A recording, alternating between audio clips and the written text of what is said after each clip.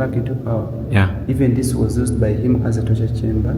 Yeah, Obote used this as a torture chamber too. He used to revenge against many supporters. The one he was doing to his supporters. Wow.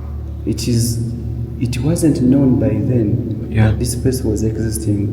Whoever could come here couldn't get a chance to escape, but instead.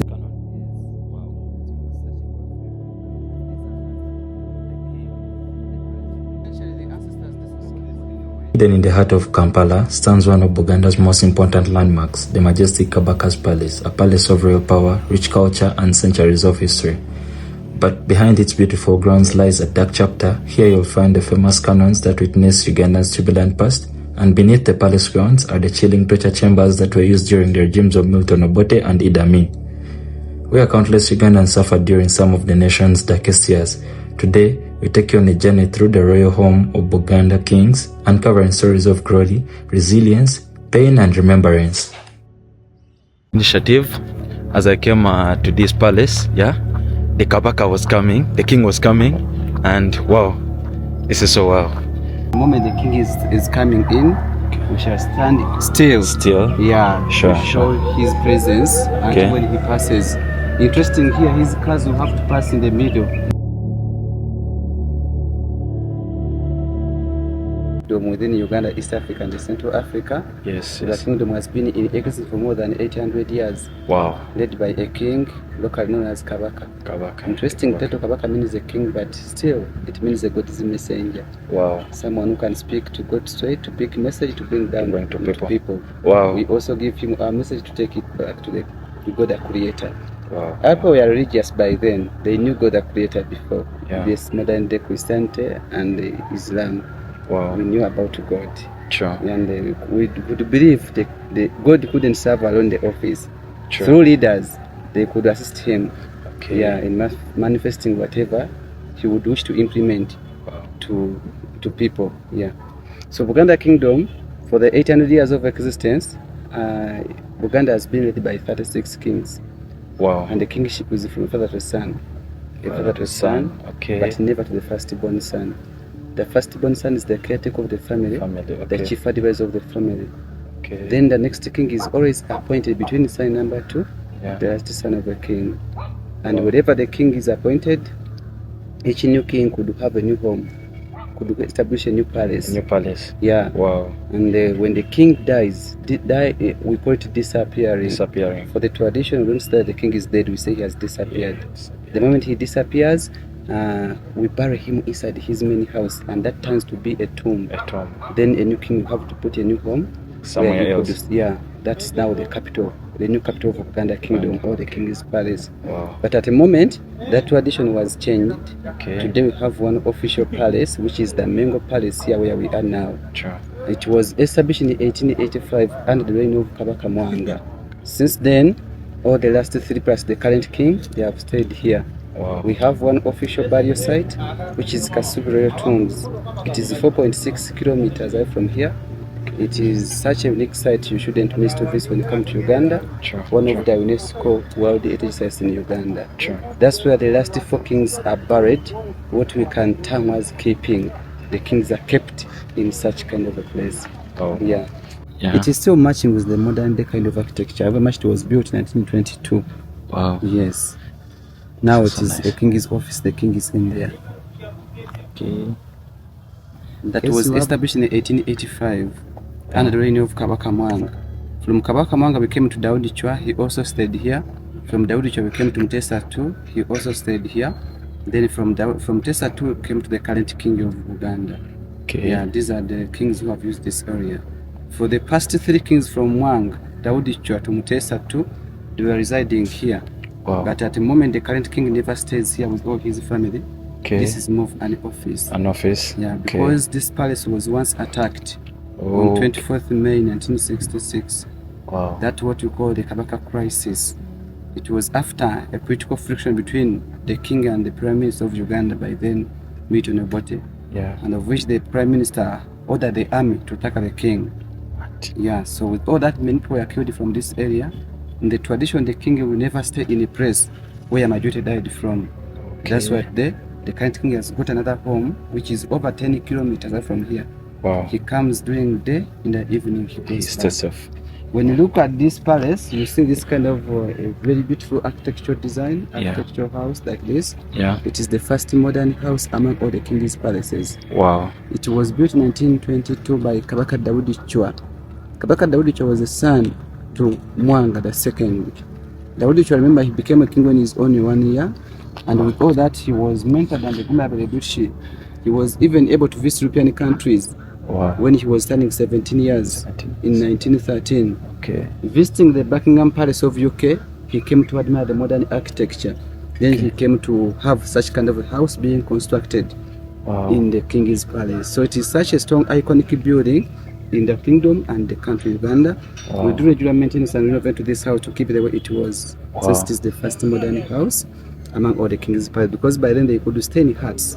When you go to Kasubiro tombs, you come to witness the exceptional skills that the ancestors had. We still maintain that kind of traditional architecture in Kasubi tombs.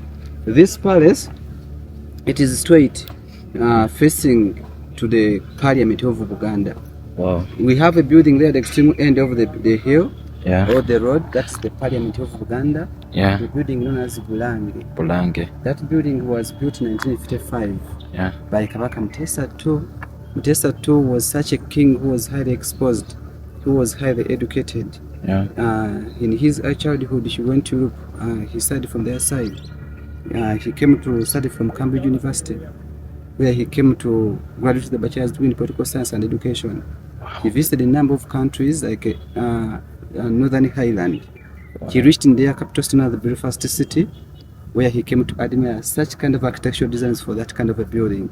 Then he came to have it here in Uganda. He also visited Scotland, Edinburgh. That is a city, Edinburgh in Scotland. They do have a straight road from a palace to the parliament, known as the Princess Royal Mile. Wow. So this king also wished to have the same kind of a road in his kingdom. That's why this road was established the same year the building was established. In 1955.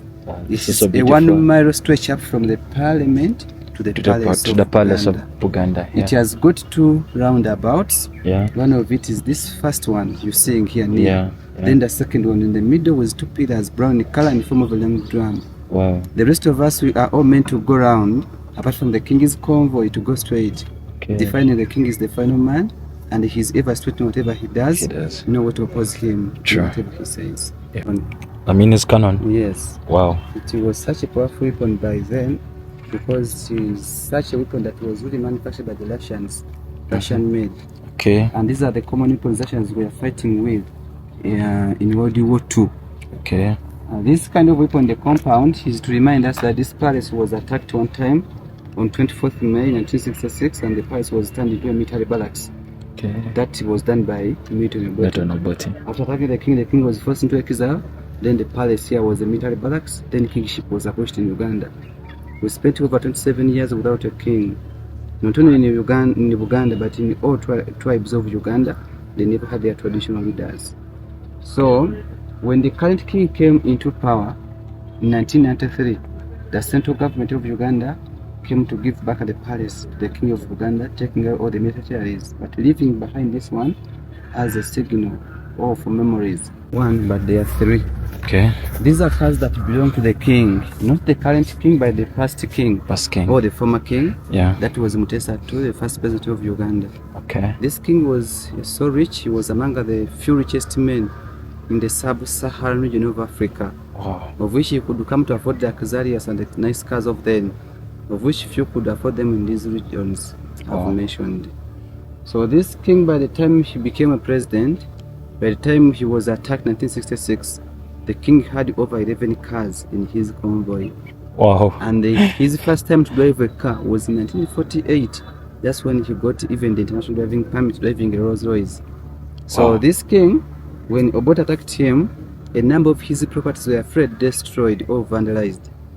These, even his cars included. Some of his cars were taken by Obote's soldiers, used by officials in the Obote's government. Then 3 cars of him were fully cut into pieces, what called being vandalized and buried underground.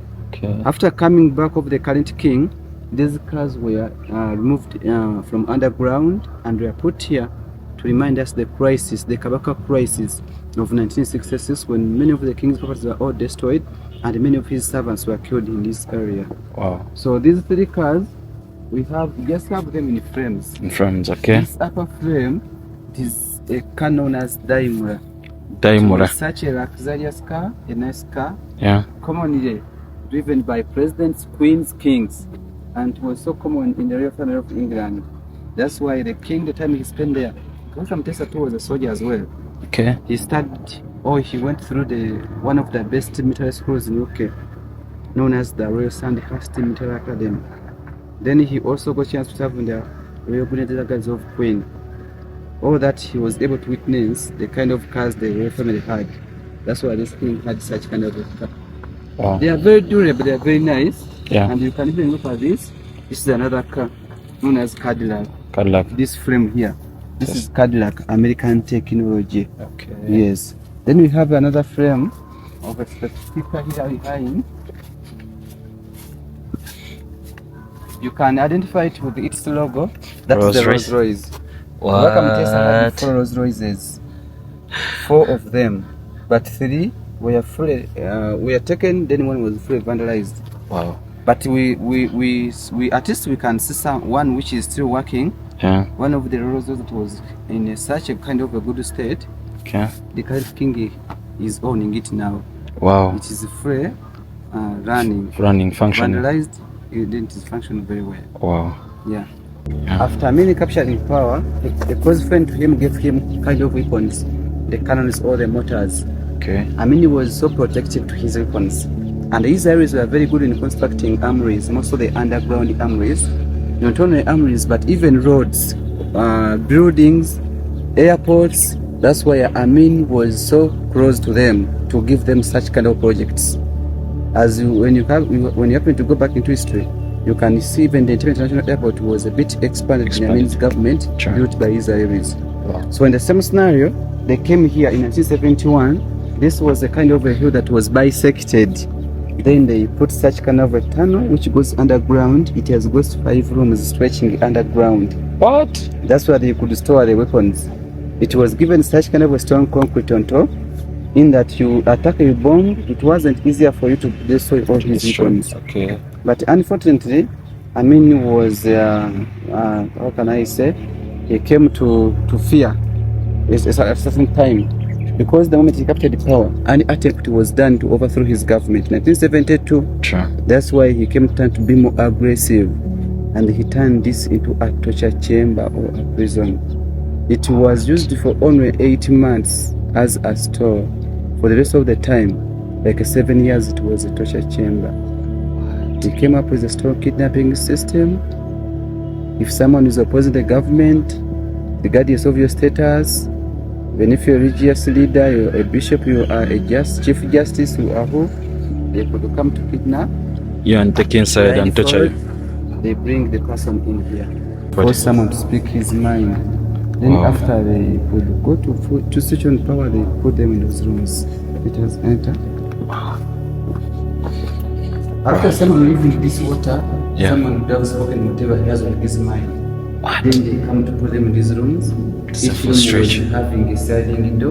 You look at that lying down. And you look at the metal slab. Each place was having a sliding window. And the maximum they say they could contain around 100 people in a single room like this one. No ventilation, no toilet, no window. I see. That come up starving and dying from such kind of a place. This was stinking like, yo. It could be stinking, choking smell, people could defecating, urinating in here. The water was also dirty. It was massive torture. Indeed, this was massive torture. What? Then we don't even have the exact number of those who died from this point. Okay. Some people say around 19,000 Ugandans might have died from here in Amin's government. Could we call those the martyrs, or they can't be martyrs? Yeah? They can be martyrs as well. Wow. Yeah. So Amin was defeated in 1979. When Obote came back. This is so dark, guys. They say this was also used by Obote. When Obote came back into power, even this was used by him as a torture chamber. Yeah, Obote used this as a torture chamber too. He used to revenge against Amin's supporters, the woman was doing to his supporters. Wow. It wasn't known by then that this place was existing. Whoever could come here couldn't get a chance to escape. But instead, people end up dying from this point. What? Until when the country government, under His Excellency Kaguta Museveni, fought a liberation able to end all such kind of torture. Then he came to give back the past to the king. That's when this place was exposed and it was unbelievable. We came to share stories, to receive stories from the ex-soldiers, narrating how they could come to kidnap and torture people in here. The place had doors and electricity, everything was disconnected. It was left open to the Ugandans of this generation and the coming generation always come here to witness the kind of the direct acts of the past governments of Uganda. Wow. And like this government which has come to promote peace and unity in the country Uganda. What? That's why with this even the country king will never stay here. He just goes because of this massacre and bloodshed. This is more for us we as Ugandans to come to learn the past about our country. This is so sad. Yeah, so sad. When you flash in there, you can try even to see some kind of fingerprints on the wall. I've tried to flash, but then it's too dark. Yeah, it is too dark. Too dark, you can't see anything. Then if they have crossed here, they have crossed their side. The heart gets and people are here in a big number, defecating and waiting here. Someone after touching his or her side kind of... Yeah, I see the walls, the walls are full of... To kill themselves. I've seen the walls are full of... Yes, kind of faces, So this place was last used in 1986 when the country government used it. What? Yes. You said it's both Milton Obote and Amin who used to torture people from inside here. Is that true?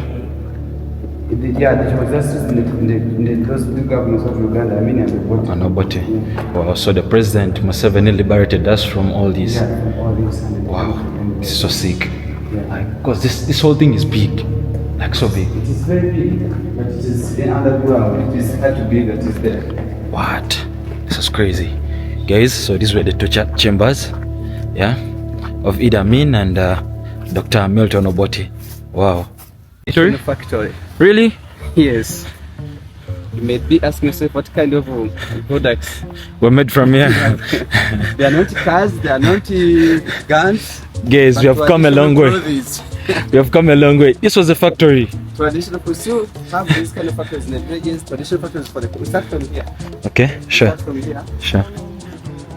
Factory for what? Clothes. Traditional clothes, the back clothes. Yeah, sure. As you happen to see the back cloth, is what we used to put on before cotton. Sure. And many Africans could put on animal skins. Here in Uganda, we could dress up in such kind of a tree skin. The tree is the African fig tree. Botanically, the Ficus natalensis. In the 14th century, the ancestors discovered the skin of it from its stem. Okay. You just have to peel it off. You cut round down, cut round up, you cut straight. Remove the skin gently. Okay. Then you go in there to process. So we are going to see a number of tools we could use in manufacturing. Wow. Interestingly, after I peel off the skin, that is not the end of the tree. My tree will have to get a new skin. Even after 18 months, I can come to reharvest a new skin from it. Wow. And you can see a number of scars. Scars, yeah. These are to indicate one skin was peeled off, but and the second one has grown. Yeah, yes. True. Yes. Wow. So let us enter here. Okay. These are the simple tools we use, or the machines of them. True. They are wooden tools. Yeah. We have these. These are known as wooden mallets. Wooden mallets. The mallets have grooves. This is what we call grooves. Grooves. And they do have varying sizes.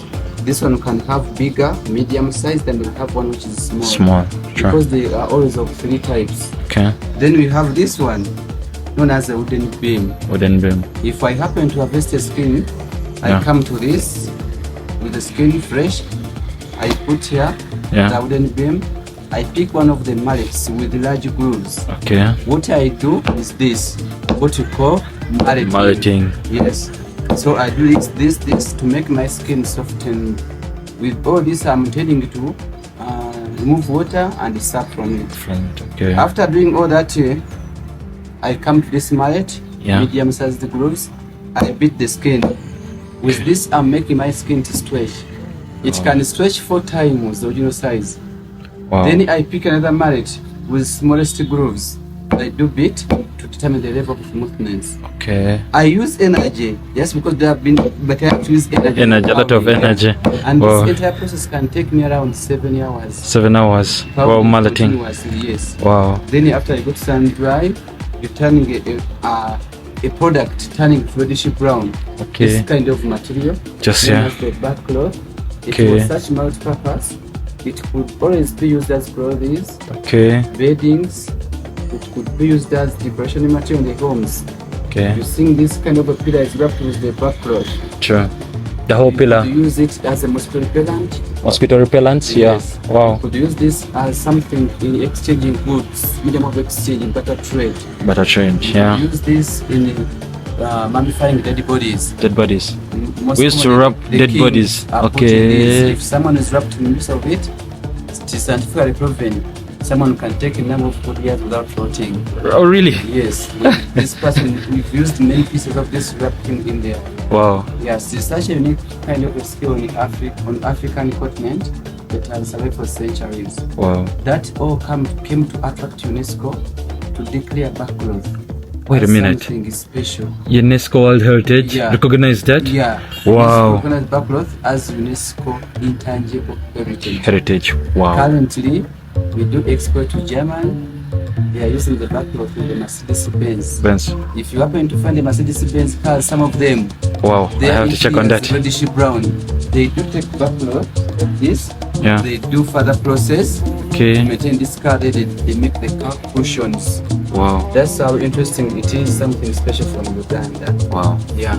Okay. End products of the backcloth.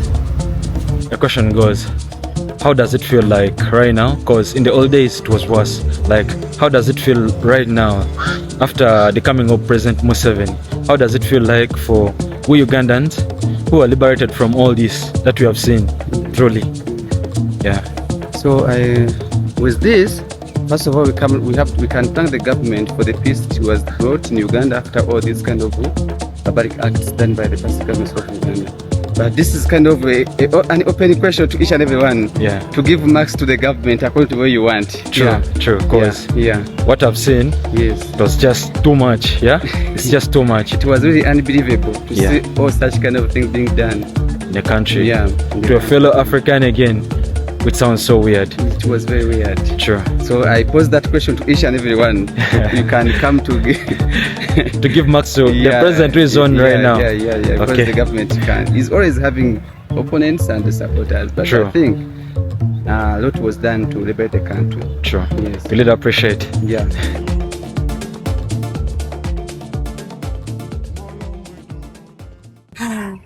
With this marks the end of our tour. I really thank you so much for the visit. It has been such wonderful to be with you in this morning in the King's Palace. I wish you a nice stay in Uganda and a safe journey to your new destination. I remain Frank, your guide. Thank you, Frank. You're welcome. As we conclude our visit to the Kabaka's Palace, we live with a deep appreciation of Buganda's richest heritage, strength, and history. Thank you for watching, and don't forget to like, share, and subscribe for more amazing stories.